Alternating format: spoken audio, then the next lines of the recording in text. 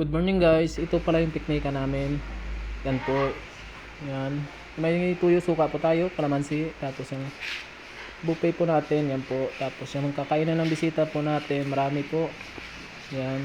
Tapos yung sa kanan natin, may restaurant po tayo. Tapos yung sausawan po natin, may kalamansi sili. Tapos yan po yung chicken soup natin. Tapos yung buffet po natin, may kanin. Tapos chop suey, pork and chicken po. Tapos kalabasa fries and isda shrimp.